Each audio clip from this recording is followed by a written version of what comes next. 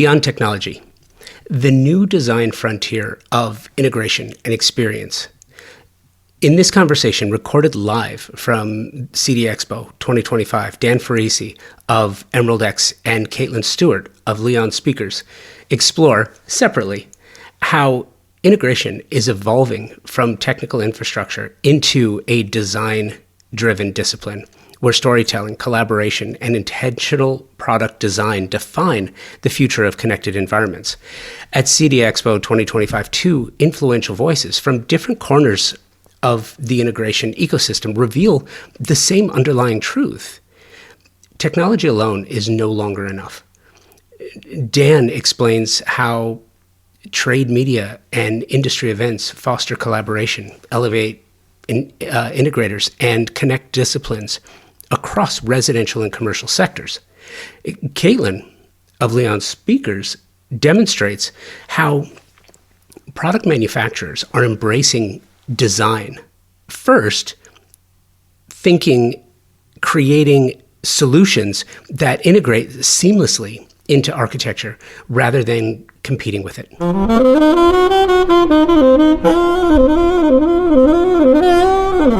This conversation comes together as both of these professionals highlight a profound shift. Integrators are becoming experience designers. Manufacturers are becoming design partners in a new way, and technology is evolving into a medium, one that supports emotional, functional, and aesthetic outcomes. We talk about so much in this, like integration as experience design, the role of trade shows and industry media, design-first product development, bridging the gap between design and technology, which is just so important, especially now, residential and commercial convergence, education, storytelling, and advocacy. And by the way, I cannot possibly express just how important those three elements are, especially the last one, advocacy. I don't feel, this is a personal note after doing this for a long time and sharing all these stories with you, I don't feel as though our industry advocates enough for itself. The industry's always advocated for clients. We've always said clients need this, but we've never said the design industry needs X, Y, or Z to further support the clients, and which is the designers who help the end user, which is the homeowners and the clients who hire them. So important and so relevant. A couple of notable quotables. First from Dan. And I think this is important. Trade shows remain one of the most important places for collaboration and shared learning, end quote. I could not possibly agree more, which is why I would like to see more interior designers, landscape architects, and architects at CEDIA Expo and CIX in 2026. And when Caitlin talks about her company, some quotes that I think really impacted me. First one, quote, Leon isn't a technology company. We're a design company that happens to make audio. So true.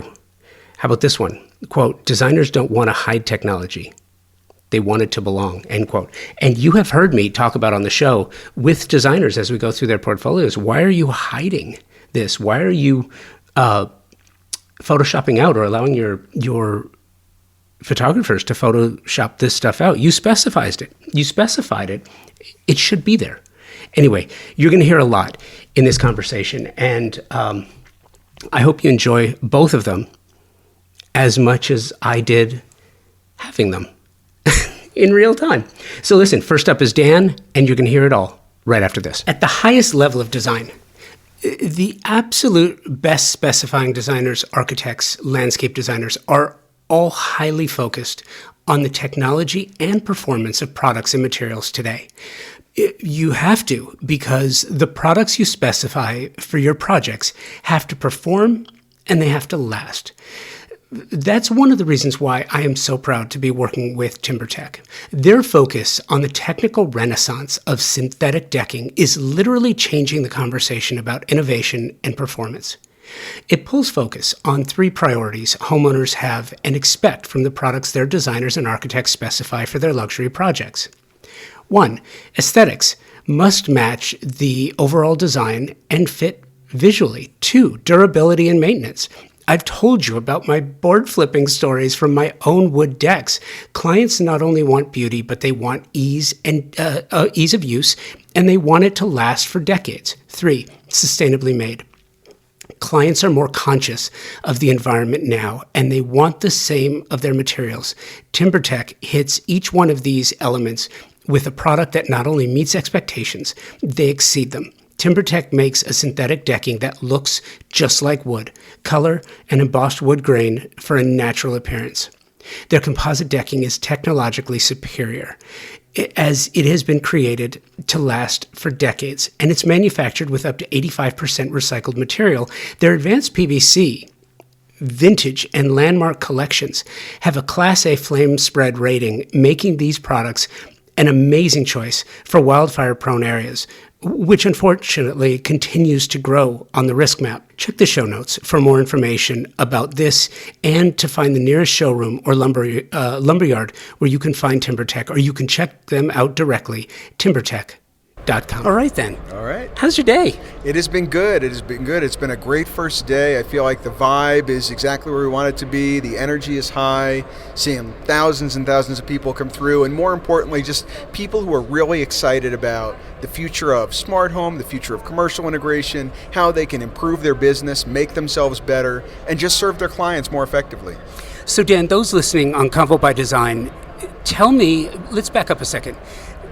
Name, company, background, the elevator pitch, what you do. Sure. So my name is Dan Ferissi. I'm Group Editor, Commercial and Security with Emerald. My overall portfolio with Emerald includes CE Pro, Commercial Integrator, Security Sales and Integration, Campus Safety, and Demand Gen Report. So as the brand leader or supervisor for those brands, I try to make sure that they have their finger right on the pulse of their respective market communities, all B2B focused, and that we are being responsive to and empowering our readers to be more effective, be more profitable, and really optimize for what could be a turbulent or uncertain future. Who knows? CEDIA Expo, Denver, 2025.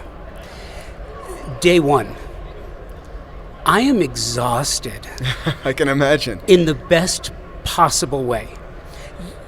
You know, anyone who's listening, and I'm sure you know this too, you go to a show that challenges your current beliefs and what you understand the industry to be, and it allows you to sort of open your mind a little bit and not just see what's possible, but to think differently about what you know.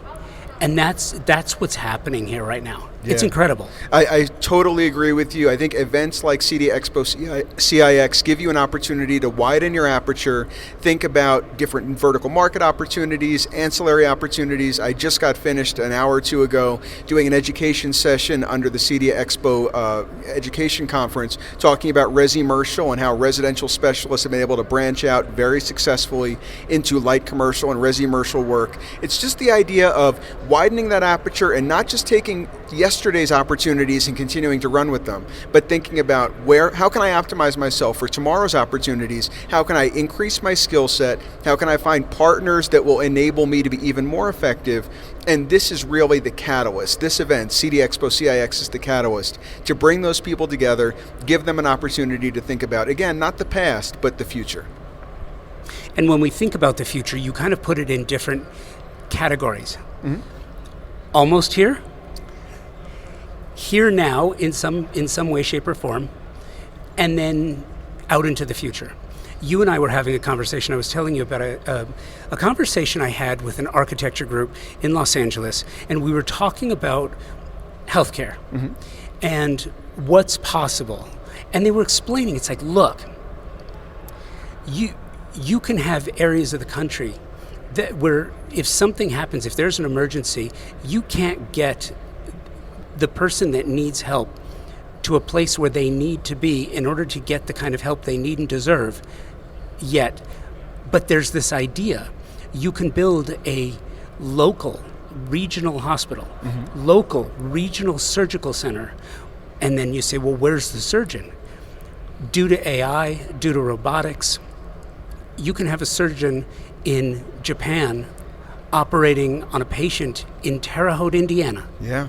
And it's done remotely, it's done virtually, and it's done as if they were, because it's robotically, as if they were in the same OR as that surgeon. That's an extreme example of what's possible, but we're not that far away.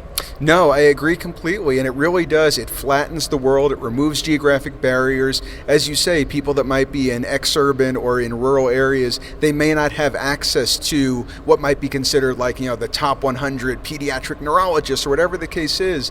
And if you can lower those barriers, those geographic barriers, and allow people to get top flight care with robotics, with AI, with the latest technological innovations, I think it's a really compelling story on a humanitarian level, but it also just goes to show that technology, as much as we all come to shows like CEDIA Expo, CIX, and we love the tech, and we love the demos and the whiz-bang and all of that, ultimately what we're here for is the outcome. We want to be outcome guarantors. The best integrators I know don't think of themselves as technologists. They think of themselves as outcome guarantors. So if someone needs a surgery, how can the technology facilitate the outcome to save his or her life?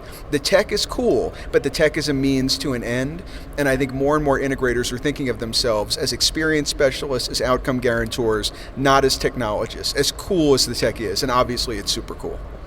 Help me with something. So when I leave here, and I'm back speaking with interior designers, landscape architects, designers, manufacturers, product developers, in the shelter and commercial spaces, right? I feel like, and I want your take on this, I feel like there is a Tower of Babel effect. There's a language barrier. I don't see many, if any, interior designers here. And I feel like they should be. Yeah. They're at ICFF, they're at High Point, they're at Maison, they're at Salone, and all of those are incredibly important shows. And I've been joking about it, but how many sofas do you need to see? To me, this seems like one of those topics. This is an industry unto itself. Help me with the language. How would you tell an interior designer or an architect that feels they stay in their lane, so they don't work directly with integrators? They leave that to the client or the builder. What do you say to them? That's a really, really good question, and I do agree with you, the premise of your question, that in a lot of ways the integration community may in some ways be segmented off or cordoned off in some meaningful way. I mean, they might work with the GC, they might work with the consultant, but they're probably not interfacing that much, as you say, with the interior designer, with the architect. I think part of it is that a lot of times integration is perceived as kind of like the last mile in a space. Like a lot of stuff has gone down before the integrator even becomes part of the conversation. And I know a lot of our industry associations like NSCA and like AVIXA are trying to get integrators to the table earlier so they can have more of an ideating role in thinking about the geography of the space and the layout and the design choices, because all of it affects our ability to deliver outstanding technological outcomes. I would say if they're not coming here, one thing is for integrators to try to go to them, go to interior design expos or go to architectural expos. Make yourself aware until such time as there is no choice but for us to have a seat at the table. Because again, if we're trying to be outcome guarantors, if we're trying to be experienced architects, we cannot come in the last mile of the project and say, now all of these decisions have already been made, money has been invested, drywall has been put up, design and decor choices have been made, and we have to live within someone else's reality. Let's try to shape that reality from the outset. And if they're not coming to us, we should come to them. And again, just try, whether it's with CSI master format, how we're classified, make sure that we are in a position where the trade is recognized, the trade is respected, and the trade is brought in as early as possible. Again, I commend NSCA, AVIXA, and other advocacy associations for trying to make integration better known, better respected, and better appreciated. I have heard this before, and I subscribe to the philosophy. Looking at residential, for example, a home is a machine. A home is a combination of a series of parts and systems, It is. and it is designed. When it is well designed, its purposes are clear, its functionalities are clear, and it will work seamlessly with other systems, functions, and products. I imagine the idea of a car. We're here at CEDIA Expo in the lobby in a Volkswagen Buzz ID, and this is so much fun for me. But sitting here all day having these amazing conversations, it got me thinking about it. Could you imagine if you took a vehicle and you said, okay, we're going to have this designer design it, we're going to have that architect come up with the concepts, we're going to have all these other products that we really love, we're going to put it into it, but we're not going to have anyone make sure that all the systems and products and procedures are all talking to one another. Right. It's unthinkable. It's unthinkable, but it's real, and it happens. Yeah. And for that reason, that's what's so exciting about this. This is all about opportunity. It is all about opportunity, and I mean, we're hearing a whole lot about smart homes and frictionless, fully functional homes, connected technologies, and again, peripheral opportunities like we talked about a few moments ago. The idea that, like, commercial AV or residential AV is not non-overlapping magisteria with security and with locks and door, like there's a whole ecosystem of which AV is part, and I think a show like CEDIA Expo CIX is increasingly recognizing that there is an overall technological ecosystem, a functional ecosystem, a smart home ecosystem, a connected technologies ecosystem that we are recognizing much more holistically. And by recognizing it holistically and embracing that holistic approach, again, that includes security and robotics and everything else, we are going to be able to guarantee the outcomes that we want, make our customers happier, elevate our trade among other trades, and hopefully, again, get a seat at the table earlier so that we can deliver even better outcomes in partnership with designers, architects, and other collaborators. And one of the things that had come up in the town hall, which I found fascinating, was the idea of advocating for the industry, which I think is incredibly important, because if you don't advocate for it and get integrators listed in the census as an employment code, that's a detriment to the industry. Yeah. But the fact that you're looking at that and you approach it that way, I think is fascinating. The other question is, how do you get the manufacturers, how do you get the brands to start working in a cohesive, and I don't know the answer to this, and I don't expect you to either, to get them to work in a completely cohesive, play well in the sandbox, where things like apps, you will hear integrators talking endlessly about the fact that they don't want them to be cloud-based. They want them to be able to be localized so that they can talk to each other and work together. But that doesn't always work within the engineering ecosystem of a brand.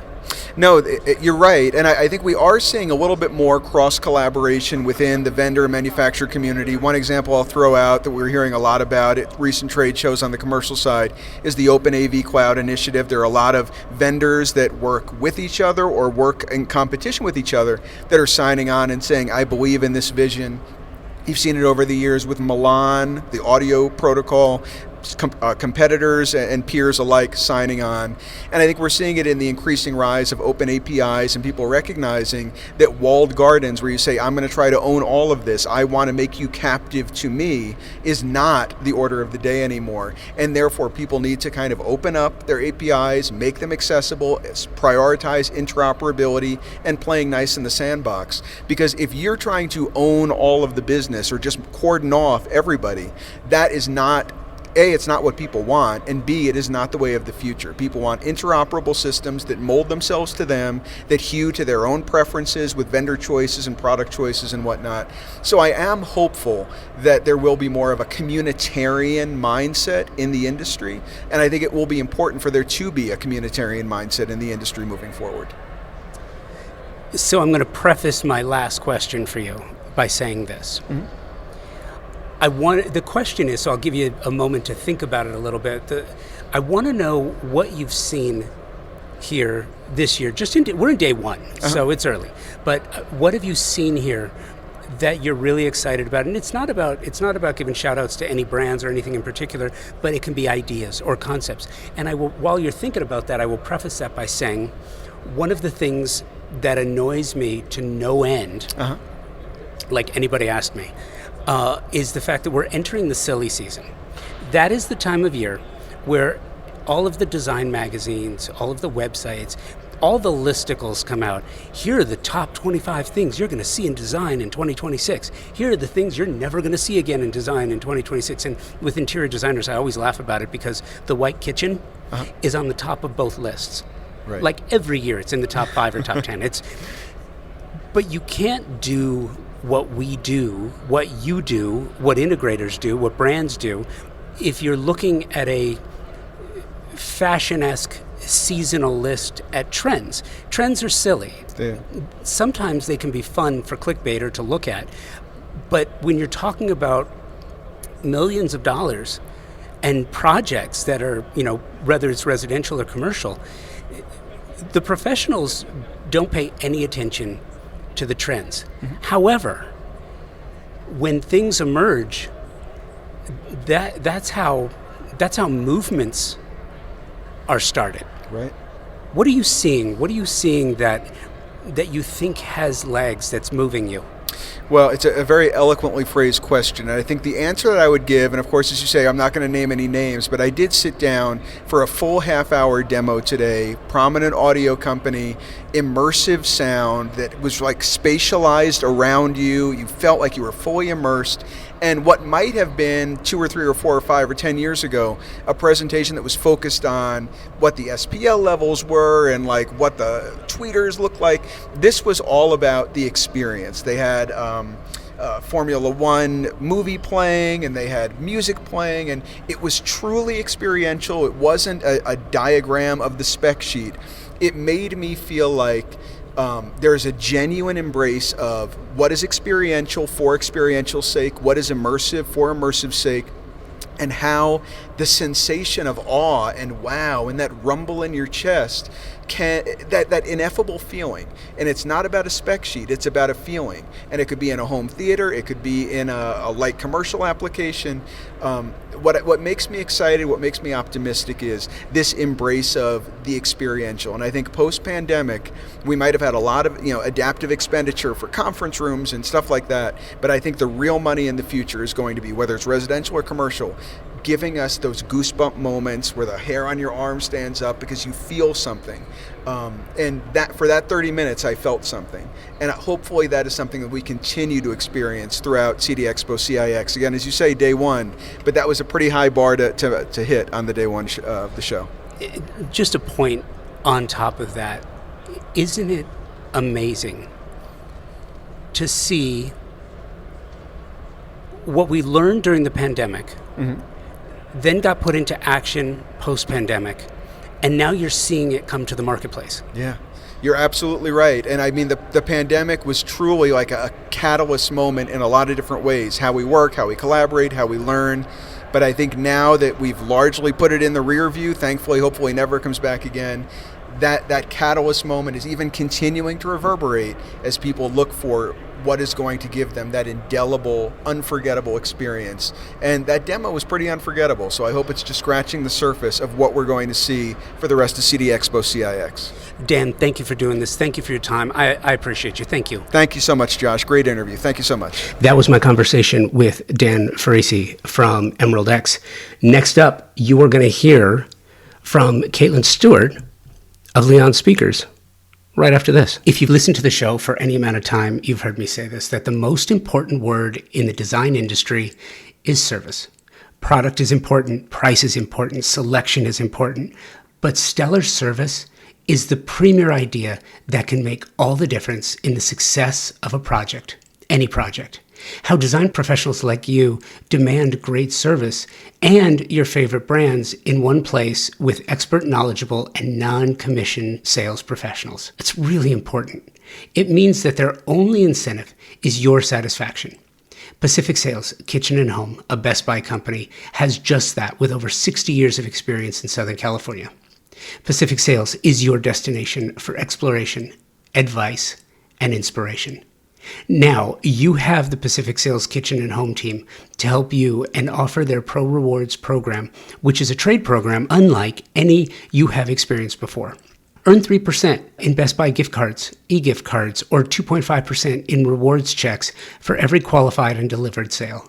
In addition to special trade pricing, exclusive offers, access to exclusive special events, and so much more than I could possibly tell you about here. And the cherry on top is access to exclusive builder trade incentives from top brands and the stellar service, again, from a company that has been serving the industry for over 60 years. Terms and conditions apply to the Pro Rewards program and builder trade incentives. So visit a Pacific sales expert at a showroom today for full details and to learn how you can unlock additional savings and benefits. Don't miss out on the opportunity to work with the best of the best. Visit Pacific Sales Kitchen and Home today and elevate your projects to new heights. I'm Caitlin Stewart. I am the Director of Sales, primarily overseeing residential at Leon Speakers. So we're based in Ann Arbor, Michigan. I live not too far, a little bit north of Detroit. And really excited. So we have our whole sales team here. I have a team of 2 account managers that are here. We oversee all of residential sales. So I kind of take care and look over all things rep related, buying group related, kind of helping drive the residential market for Leon. And this is so comfy inside the VW ID Buzz. I know. I feel like all I'm missing is like a sleep mask and like leaning back and I could take a nap, you know? It'd be so great. Tell me about Leon. Good. That's a fun question. I could tell you about Leon for a long time. Leon is very unique. It's a really dynamic company. If you talk to anyone that has ever physically been to our factory, it is a life-changing experience. It's like a museum of sound. I think when people think of Leon, they think of Noah, our founder, who is just like the most insane creative in the best way possible. And so I think that kind of has continued on since we were founded in 1997. So we're about to enter in our 30th year. And I think the thing that people are noticing about us and where I think of Leon right now is really a leader in design. And not necessarily in purely technology design, but design in general. So we don't consider ourselves a technology company. We truly consider ourselves a design-first company that just happens to have also really great sounding audio and concealment solutions. Where does the design come in, and what is the integration between design and product? That's a great question. I think it depends on who you ask and how you look at it. I think when we think design first, I mean, we always have the tagline, lead by design, leave nothing unfinished. So we don't want people to have to sacrifice form for function and vice versa. We want things to serve a purpose of being beautiful and enhancing environments while also being functional. I think sometimes our industry has really been stagnant. It's like, oh, it's a black box. It's an angular thing.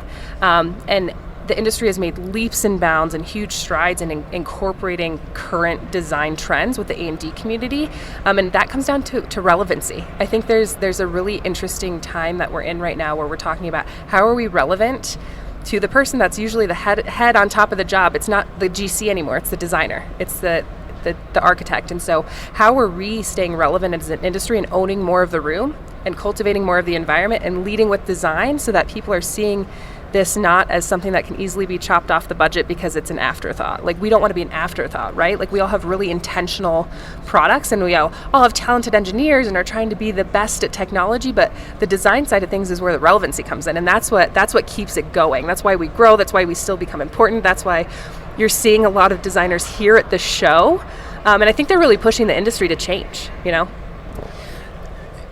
Do I know? Yes, I know. And, by the way, it's really interesting. So this is day 2 here at CEDIA in Denver. CEDIA Expo in Denver in the Volkswagen ID Buzz. I don't have to say that, by the way. This is not a sales pitch. I know, but it's beautiful. It's very well designed. To be frank with you, I've been doing the show since 2013, and I've done the show from a lot of places. Yeah. But I've never done it from a vehicle before. And so for me, this is an absolute joy, and it speaks to your point about design and not sacrificing, because it's interesting to me. One of the findings, I expected to come out here and see every show I go to. I see architects I know, I see designers I know, I see landscape architects I know, I see brand managers, and I did an impromptu ask 25 designers, architects that I've had on the show over the last 10, 12 years, will I see you at CEDIA Expo? Mm-hmm. I got a lot of no. Yep. And what is CEDIA Expo? And I don't say that like, well, you should be here, you're not doing your job. I don't mean that. What I mean is, this is an incredible opportunity for an interior designer, architect, landscape architect, to understand what the possibilities are and to find incredible products like Leon. That's a gift. And it's more than a gift. It's something that should be included in their schedule of events. And I've been joking about it, but designers, I mean, seriously, guys, how many sofas do you really need to see? Well, and the thing about these shows, right, that's helpful for any of us, whether we've been, to CEDIA 10 years in a row or something, is inspiration, right? Like, that's where design is rooted. You get inspired by something, and it continues. And so what you're saying echoes something I've been telling this story. Is yesterday, someone was like, "Oh, like how does this resonate with the design community?" And I said, "They love it." We were at we recently exhibited at ICFF, the Intercontinental Furniture Fair, which is a really unique place for a more AV focused group to be. And the thing that I heard over and over again from a lot of the A&D community that came, they would see the moving art screen or they'd see the lighted sconces. They're like, I wish I would have known about this 2 weeks ago. And so there's just so much missed opportunity. And a lot of it too is, I think, us in our industry trying to do a better job at explaining what we do in a relevant way and using like the language that makes sense, and not just, this has high frequency and this, is a 5-inch woofer, things that are like, why is it going to work in this space? What are you doing to bring it into their world, to make them understand that it's important for their client, because their client shouldn't have to sacrifice. And we also, I think, the folks from technology design are at the show trying to encourage the design community to come to CEDIA. And, it's like, come to CEDIA, learn some stuff. And I was like, honestly, come to CEDIA to challenge all of us, to tell us what you guys need, because that's where it's going to take us. If we want to stay relevant in that community, we need to have them tell us, no, I don't need a black box. I need something better, right? Not only that, you bring up a great point. And not only that, it's really interesting too, because when I'm having a conversation with a designer on the show, we start off like this, and inevitably I will wind up going to their portfolio because I want to showcase and learn more about how what they say translates into what they do. Yeah. So where we are today, for a litany of reasons that we don't need to get into again here, but they have more products professionally shot than ever before. Yeah. And I would say it's about 50-50, the designers who choose, or their photographers for them, but choose to Photoshop out. It's the worst. I know. It's the worst. The outlets, plugs, switches, cables, tech of all kinds, cans, even the lighting fixtures. And I've been thinking about it, and I've been having these conversations, and it's like, look, it seems a little disingenuous if you design something one way, but you don't feel like it should be photographed that way. And I'm not chastising anybody. I think it's an important note to mention. I think it's a really important point, because if it shouldn't be there, find a better option. Yeah. Tell companies what it is you want from them. And I don't feel like enough in the A&D community do that. So tell me something. What is your integration with the A&D community? How do you engage with them? How do you get them to challenge you? How do you teach them? I think a lot of times our industry makes assumptions of what they need. I think it's very much a meet them where they are type of thing. We've at Leon been really trying to focus on where we're really uniquely positioned, I think, as a brand, as a company, to be in places where a lot of other AV-focused companies aren't. And so that's why we're showing up at places like ICFF, doing the CEUs, working with NKBA and KBIZ and local organizations to kind of help be in that community and go in and listen. It's a lot of listening, and I think it's inviting the right people to the table. For us, we've seen a lot of success in actually working with an interior design and architecture firm to help us design new product.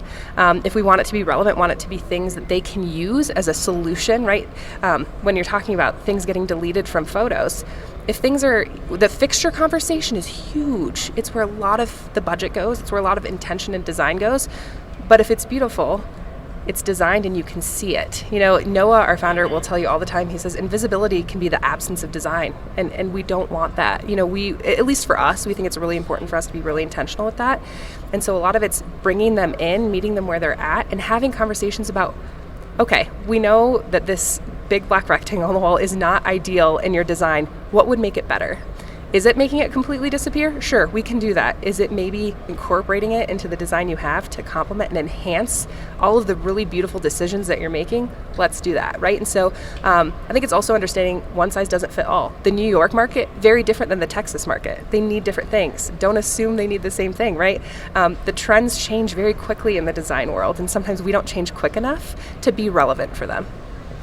I love that you said the T word, because I fight this every day. Mm-hmm. And here's what's interesting. And is this a fair assumption?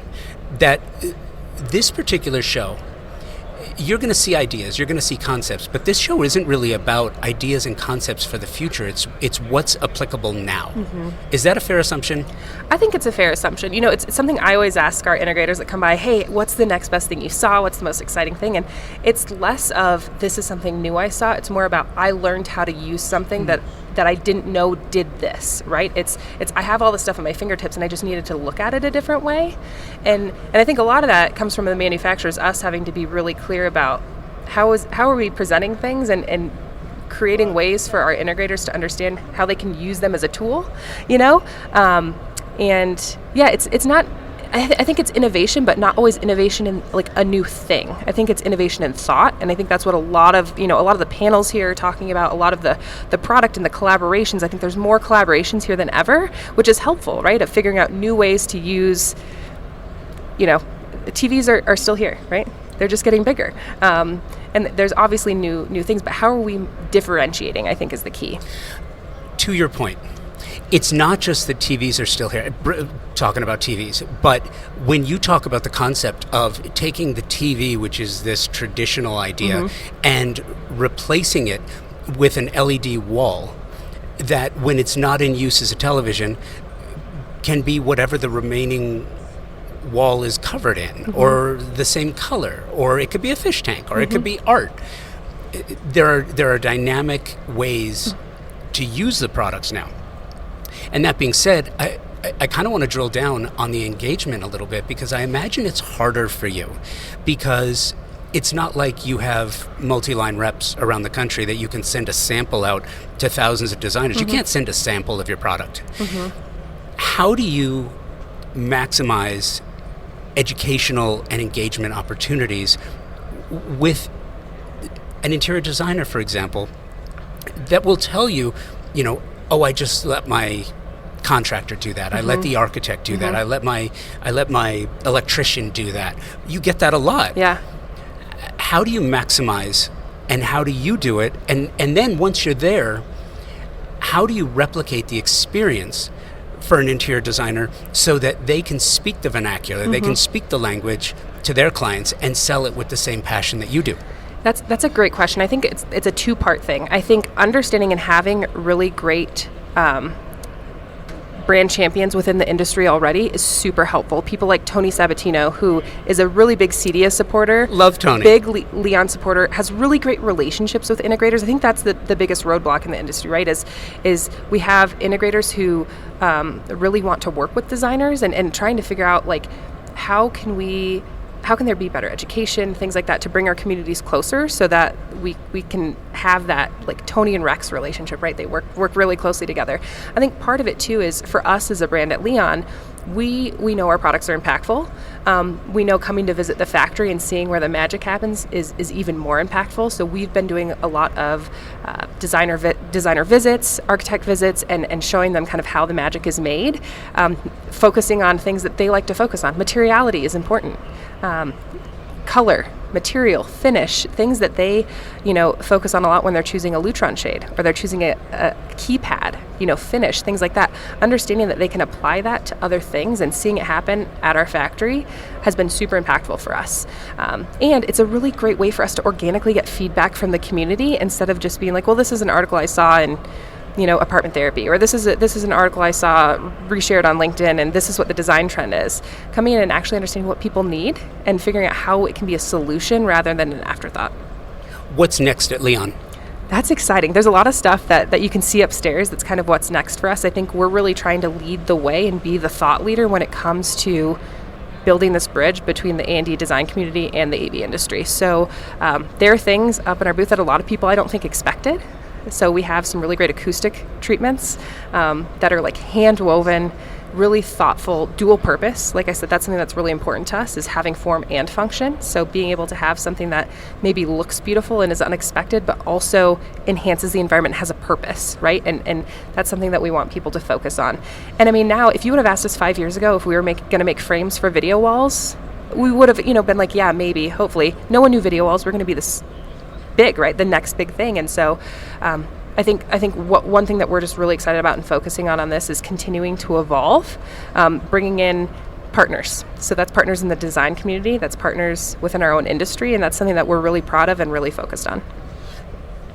I love that you said that. And I have a question for you. Yes. For an interior designer, and it's interesting because you will see interior designers with all kinds of partnerships. Yes. This is different. How would you like designers to approach Leon with partnership ideas? And by the way, I don't ask this question. It's not a throwaway for me. It's one of those questions where the reason a wonderful, incredibly talented designer wouldn't approach you is because they don't know how. Yeah. And nobody likes looking stupid. How would you like them to approach you? So it's really, I think the thing that's great about places like CEDIA and some of these events is it's great networking and relationship building, right? The thing that I really love about working at Leon, because we're still a small family-owned company, is we get to be really nimble. And I think the thing that's great, whether it's an email, I mean, a lot of times it's an email, or it's like hey, I know this person that knows someone, hey, can we connect and just have a virtual coffee? Or a lot of it's just happened over an email. Hey, I saw you guys post this, or you emailed me. I have something really cool to chat about. I've had so many meetings post, the design shows we've been at, where it's just been a casual, can I throw something at you? And the thing that's great, like I said, we get to be nimble, we get to be flexible, and we are full of creatives, which is really, really fun. Sometimes it makes things crazy and we have to reel it back in a little bit, but the thing that's really fun is being able to have a preliminary conversation and being like, this is awesome. I would have never thought that something that's as simple as using a different material or taking something and turning it on its axis and mounting it differently is exactly what they needed. And so I think it's we love ideas. We love to figure out ways to say yes to more people. And I think that's how we continue to evolve, instead of just, making the same thing. You want to make the same thing and perfect it and have things like that, but being able to actually innovate and be relevant is having just the simple casual conversation. Nothing formal. We're a fun group too. And we love learning from the community. I think that's the big part with the A&D community, especially, with more of the A&D community being brought into these shows and everything, is it's challenging us to think outside the box in ways we haven't and be a little bit uncomfortable, which is a good thing. It is a good thing. And speaking of which, thank you. We're not uncomfortable. No, we are not uncomfortable. This has been amazing. Thank you for doing this. Yeah, no, it's been super fun. It has. Thank you. Yeah, of course. Thank you, Caitlin and Dan, for sharing the time. Enjoyed meeting you both at CEDIA Expo 2025, and I hope to see you again this year. And thank you again for sharing your thoughts and ideas, and especially those quotes. Absolutely love them. Thank you to my incredible partner sponsors, Pacific Sales, Kitchen and Home, TimberTech, Shelter Republic, Best Buy, for their sponsorship of Convo by Design, which allows me to seek out sublime design stories from beyond the work itself and showcase unique personalities, chasing new ideas, and changing the way we think about design and architecture, and present it to you. So please give them an opportunity on your next project.